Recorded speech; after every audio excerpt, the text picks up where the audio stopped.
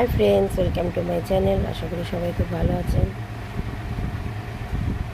আমিও খুব ভালো আছি। এখন সকাল সকাল চা খাওয়া হয়ে গেছে।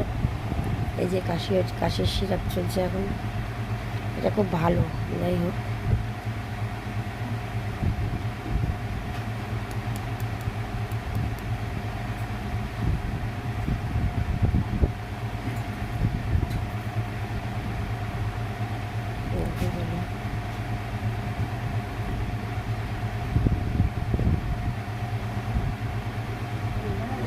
কি?